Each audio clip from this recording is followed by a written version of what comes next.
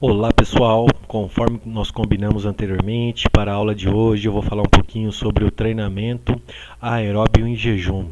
Será que esse método de treinamento ele é eficaz para perda de peso, para redução do percentual de gordura corporal, redução da massa gorda absoluta?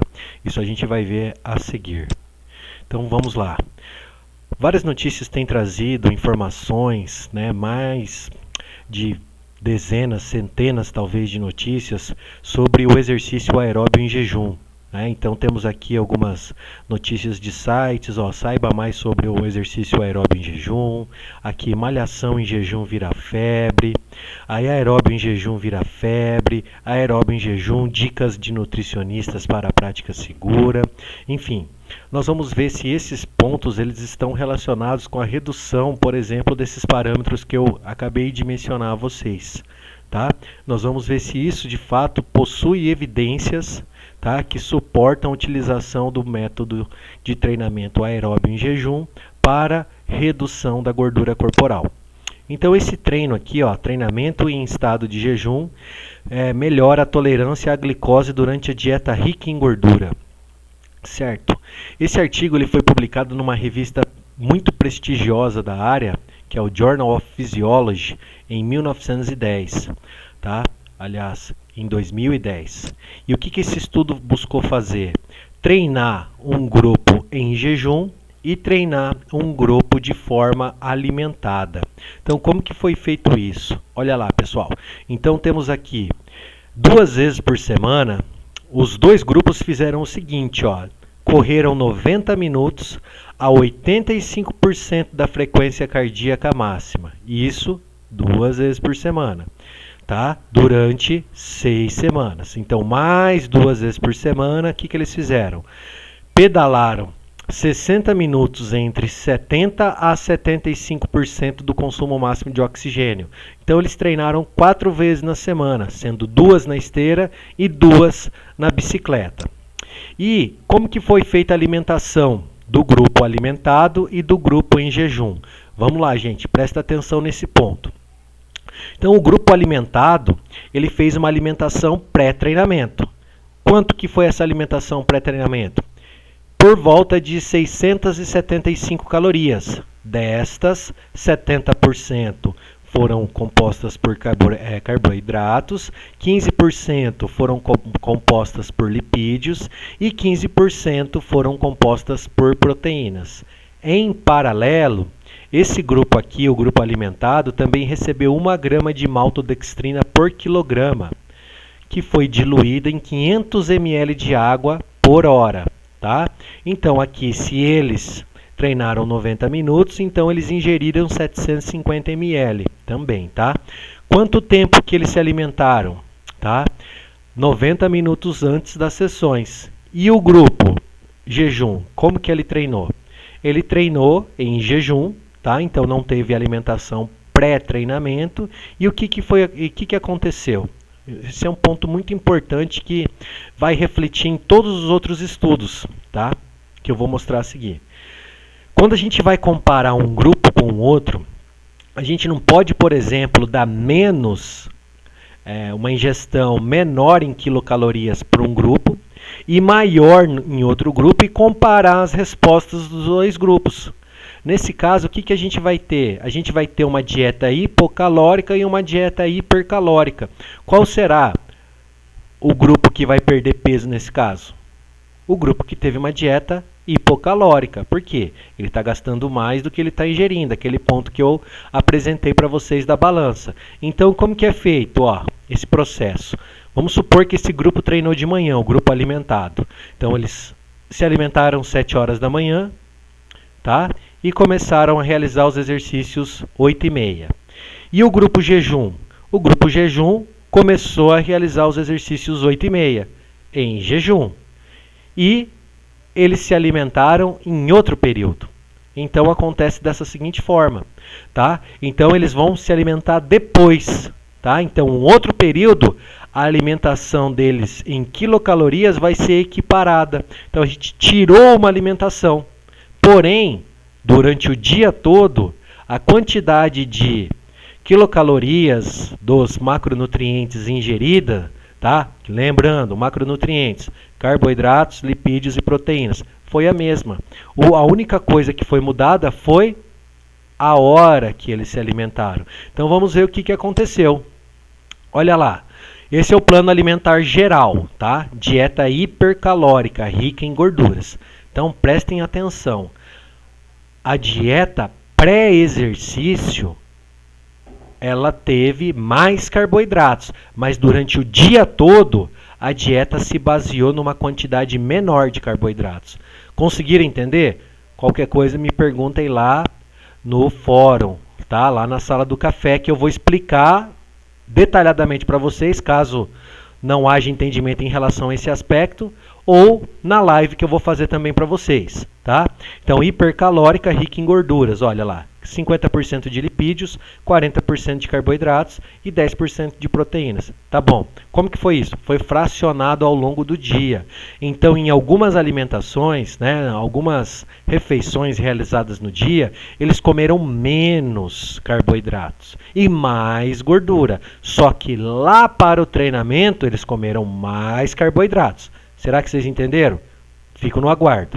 Então, continuando aqui, pessoal, nós temos a resposta, ó. Após essas 6 semanas, do grupo que se alimentou antes de treinar e do grupo que treinou e se alimentou depois. Então aqui, ó, em azul, tá? Nós temos o pré-treinamento. Em laranja, nós temos o pós-treinamento. Olha lá, o que aconteceu com a massa corporal do grupo que se alimentou exageradamente e suplementou carboidrato? Ó, então aqui, ó, temos aqui uma média menor. Lembrando que essa barrinha aqui é a barrinha do desvio padrão, tá? Então aqui nós temos a média, todas as pessoas aqui são uma média e a variação entre elas, ó, que é o desvio padrão. Então a massa corporal, o peso corporal deles aumentou com essa dieta rica em carboidrato e suplementação de maltodextrina. Já esse outro grupo aqui não perdeu, olha aqui, ó, não modificou significativamente a massa corporal. Então, será que o aeróbio em jejum emagrece? Olha aqui, pessoal. O que vocês acham? Vou mostrar outros estudos que vão discutir o mesmo aspecto. A somatória das dobras cutâneas nesse grupo que fez essa alimentação reforçada aumentou a somatória aqui das dobras cutâneas, como vocês estão vendo lá comigo na disciplina de medidas e avaliação. Outra pergunta, será que isso é bom? Aumentar a somatória das dobras cutâneas? Perguntinha para vocês me responderem depois. Por outro lado, olha esse grupo aqui, o grupo aeróbio em jejum, não apresentou mudanças significativas. Interessante. Desse modo, o que vocês acham? Será que o aeróbio em jejum promoveu o emagrecimento, promoveu a perda de peso, promoveu a redução das dobras cutâneas, consequentemente promoveu a redução do percentual de gordura corporal? A resposta diz que não. Agora vamos para esse segundo estudo aqui, que é de outra revista científica muito renomada na área, que é o Journal Applied Physiology, tá? Então esse estudo foi publicado em 2011, que mostra o quê? Adaptações metabólicas benéficas devido ao treinamento de resistência aeróbia em jejum. Então, pessoal, tem um ponto bem importante que eu tenho que salientar aqui com vocês. Algumas evidências científicas têm trazido a seguinte informação, que o treino aeróbio em jejum, ele é válido para diminuir a resistência à ação da insulina. Aí tá bom. Mas o que significa isso, Braulio? Significa que você vai precisar de menos insulina para fazer a captação da glicose e inserir ela dentro da célula. Então, o ponto é esse. Porém, não existem muitos estudos sobre essa temática que investigaram o mesmo assunto. Então, a gente não pode afirmar que isso pode reproduzir para toda a população. A gente não consegue falar que isso é um padrão populacional mediante esse tipo de estímulo fisiológico. Mas agora, voltando aqui, eu vou mostrar a parte em relação à composição corporal para vocês desse estudo. Então, mais uma vez, nós tivemos uma amostra de 20 pessoas que foram aleatorizadas em dois grupos. Um grupo que treinou em jejum e o outro grupo que treinou alimentado. Como que foi esse treinamento? Olha lá, Então temos 90 minutos de spinning a 70% do consumo máximo de oxigênio 2 vezes por semana, mais 60 minutos de spinning a 70% do consumo máximo de oxigênio 2 vezes por semana. Então eles treinaram 4 vezes por semana durante 6 semanas. Então o que aconteceu aqui?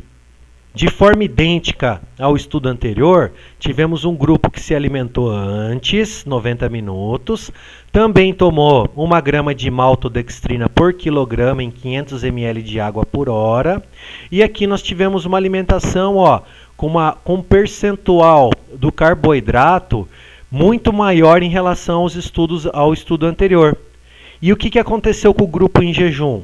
Aquela mesma situação. Ele comeu em outro período, ele não se alimentou para fazer o exercício físico. Então o plano geral aqui dessa dieta, ela foi uma dieta rica em carboidratos, diferentemente do estudo anterior. Então o estudo anterior foi uma dieta rica em gordura. Então olha aqui, 65% de carboidratos, 20% de lipídios e 15% de proteínas. Em relação à massa corporal, o que foi visto? Lembra, pessoal? Aqui em azul nós temos a média pré do grupo alimentado, aqui a média pré do grupo aeróbio em jejum e aqui em laranja a média pós dos dois grupos. Então o que aconteceu aqui? Nada. Então nós não tivemos nenhuma mudança significativa. Lembrando, para nós verificarmos mudanças significativas, o P tem que ser menor que 0,05. Nesse caso, o P foi maior que 0,05. Então, sem mudanças significativas para a massa corporal. Será então, pessoal, que esse método de treinamento ele é efetivo? Tá? Agora trago o terceiro estudo para vocês, tá? De outra revista renomada da área, que é o Obesity. Então, o que ela traz de informação aqui para a gente? Treinamento intervalado no estado pós-prandial ou em jejum. O que seria o estado pós-prandial? Aquele estado pós-alimentação. Melhora a composição corporal e a capacidade oxidativa do músculo em mulheres com sobrepeso. Capacidade oxidativa é a capacidade aeróbia. Mas vamos ver como que esse estudo foi feito então. Olha lá então, da mesma forma, as mulheres foram aleatorizadas no estado pós-prandial, ou seja, pós-alimentação, elas treinaram ou elas treinaram em jejum. Então, como que foi feito esse treino? Foram realizadas 18 sessões de exercício, de treinamento intervalado de alta intensidade, o HIIT. Tá? Então, foram feitos 10 tiros de 60 segundos por 60 segundos de intervalo. Então, nós temos uma razão de esforço 1 e uma pausa 1. Por quê? Uma razão de esforço 1 e uma pausa 1? Porque nós temos 60 segundos de esforço, 60 segundos de intervalo. O intervalo de esforço e o intervalo de pausa, eles são os mesmos. Quanto tempo foi realizado esse processo? 6 semanas. Tá? Quantas vezes eles treinaram o HIIT? 3 vezes por semana. E como que eu posso afirmar que foi um treinamento intervalado de alta intensidade? Porque ele usou um parâmetro de controle aqui, a frequência cardíaca máxima, a 90% da máxima. Uma frequência cardíaca muito elevada, certo? Então vamos agora para o café da manhã. Então eles se alimentaram aqui em torno de 439 calorias. Eles ingeriram barra energética, iogurte, suco de laranja. Basicamente, a dieta também foi rica em carboidratos, 74% de carboidratos, 14% de lipídios e 12% de proteínas. Olha aqui como que é feita a divisão. O grupo pós-prandial comeu 1 hora antes. e depois, 1 hora depois, eles foram treinar. O grupo jejum comeu 1 hora depois do treinamento. Então a gente deixa a dieta isocalórica, a dieta fica igual. Eu não posso comparar situações diferentes, porque se eu comparar situações diferentes, eu vou ter respostas diferentes. Então aqui, outras refeições, olha lá. Vamos lá, então ó, ele manteve o padrão habitual, ó, não foram padronizadas. Então foi indicado para as pessoas fazerem o quê? Segue sua vida diária. Então só padronizou o café da manhã. E não foram, aqui outro ponto importante, ó, não foram observadas diferenças nos hábitos alimentares ao longo do que? Dessas 6 semanas de treinamento. Ponto que eu falei para vocês lá nas nossas primeiras aulas. Como que eu posso verificar os hábitos alimentares? Eu tenho que aplicar o registro alimentar, o recordatório alimentar. Posso escolher uma dessas duas estratégias. Tá? Então até uma dinâmica que eu tinha feito com vocês em sala foi falar um pouquinho daquele atleta que era vegetariano e fazia treinamento de força e ele estava perdendo massa musculoesquelética. Se atentem para isso, porque a gente vai trabalhar com algumas questões relacionadas a esse aspecto na nossa avaliação. Então, temos aqui, pessoal, a massa corporal, tá? Então, ó, o grupo pré-treinamento. Tá, o pós-prandial, esse azulzinho aqui. Grupo jejum pré é esse azulzinho aqui. O laranja vai mostrar o quê? O pós de cada um deles. Então, o que foi visto aqui, como eu falei para vocês, em relação ao valor P? Sem diferenças significativas para a massa corporal. Massa de gordura. Olha aqui. Opa, temos asterisco. O que será que vai refletir esse asterisco aqui, gente? Ó. É um efeito de momento, ó. Então, houve uma diminuição da massa de gordura, tanto no grupo pós-prandial, quanto no grupo jejum. Em decorrência do quê? Os dois mudaram. Será que é o jejum que foi bom? Ou foi o treinamento? Tem que analisar isso. Tá? Outro ponto para se analisar. Certamente foi o modelo de treinamento adotado. Então aqui, massa livre de gordura. Vocês estão vendo isso em medidas e avaliação. Tá vendo como que eu falei para vocês que a gente iria linkar os conteúdos de fisiologia, medidas e avaliação? Como que está o quê? Muito bem integrado. Então houve um aumento da massa livre de gordura. Lembra? Aqui esse autor usou o modelo bicompartimental. Ele tem a massa de gordura e tem a massa livre de gordura. A massa livre de gordura é o quê? Nós temos ossos, nós temos vísceras, nós temos massa muscular, tá? Então, houve um aumento desses aspectos. Então, se houve um aumento, isso foi benéfico. E, nesse caso, o que os autores concluíram? Que 6 semanas de treinamento intervalado de alta intensidade dentro dessa característica, eles promovem um aumento, tá? Uma hipertrofia muscular, tá? Vai ser hipertrofia da onde, pessoal? Membros inferiores, né? Principalmente da coxa, porque ele fez HIIT de membros inferiores, tá? Aqui outro aspecto positivo, ó, uma redução do percentual de gordura corporal para os dois grupos, tá? Sem distinção entre eles. Outro ponto muito importante, ó, uma redução da gordura abdominal, tá? Daquela gordura central, aquela que fica em volta do abdômen, que a gente mede como? Circunferência da cintura. Falei para vocês na aula de medidas e avaliação, tá? Aqui, percentualmente também essa gordura diminuiu, tanto em níveis absolutos como em níveis relativos. E aqui, ó, a massa de livre de gordura dos membros inferiores aumentou. Positivo, hipertrofiou, tá? A massa magra ginoide, tá? Nós temos dois tipos de gordura ou de massa magra. Nós temos a androide, que é a dos homens, e a ginoide, que é das mulheres. Então a massa magra ginoide, ela aumentou nesse grupo de mulheres e ela se refere a qual região? A região aqui, ó.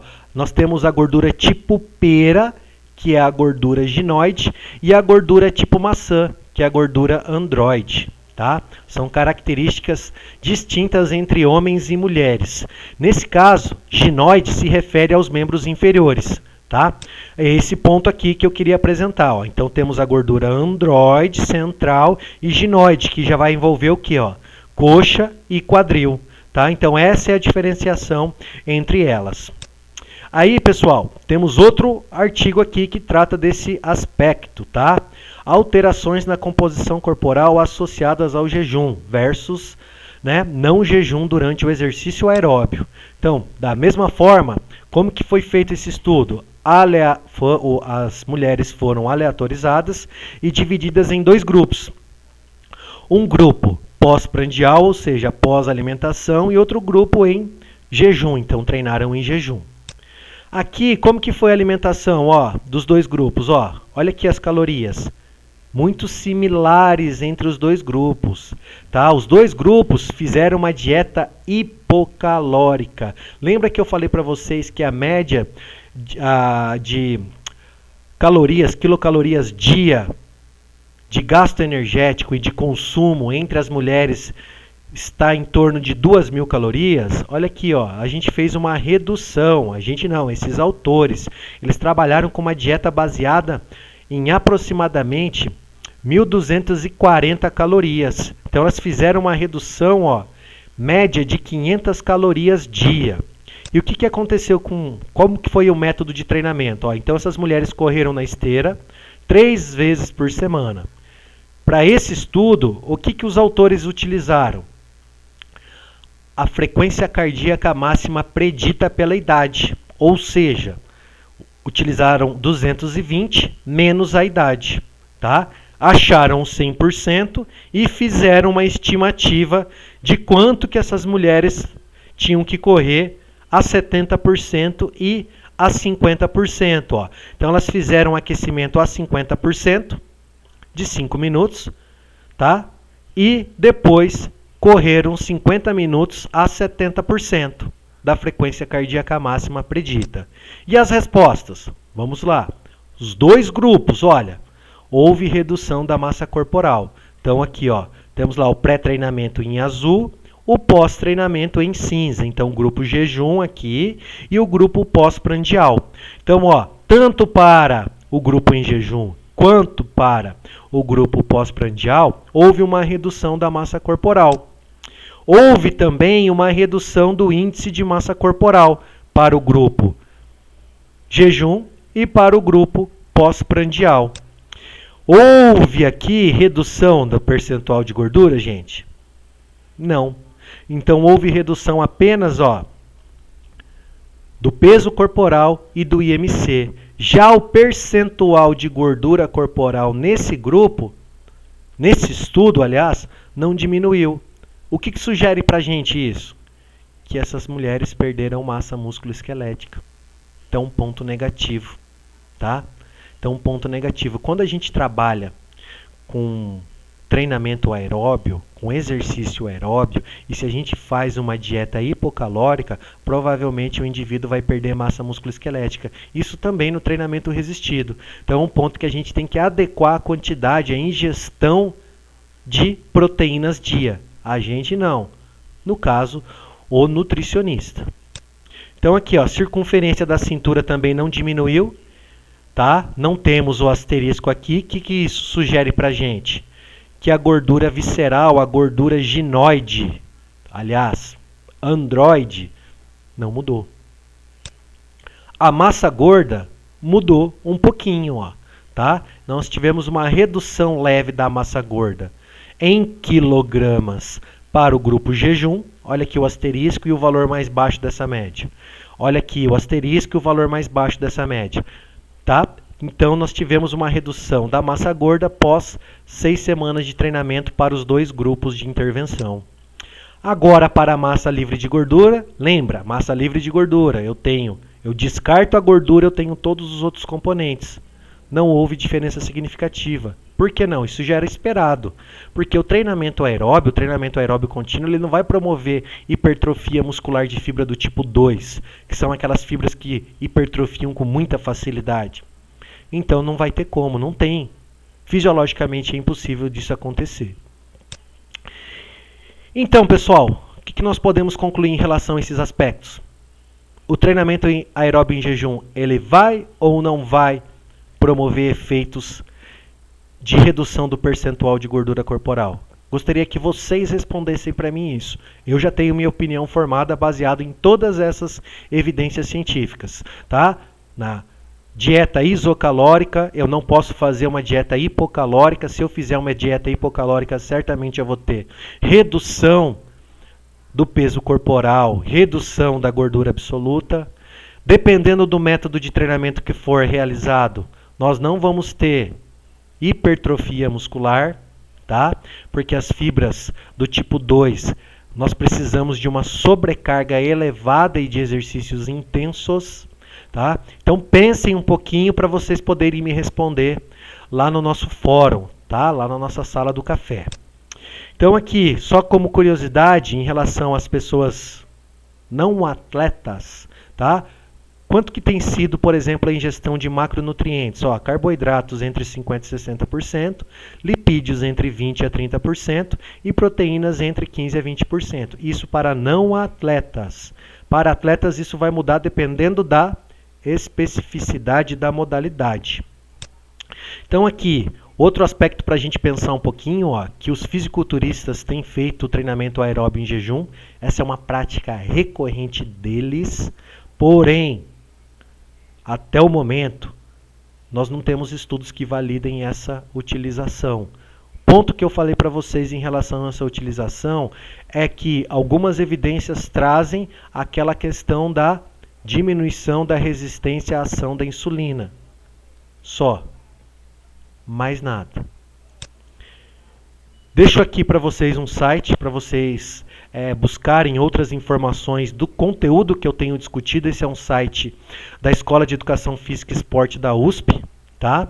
É o Ciência Informa. Ele traz esses aspectos ligados à fisiologia do exercício e nutrição de forma bem simplificada para a população, e indico vocês a leitura, né? Assistir os vídeos que são feitos por esses professores da área, tá? Meu contato é esse, vocês já sabem disso. Fico à disposição para tirar as dúvidas de vocês e aguardo vocês na live. Obrigado, gente. Até mais.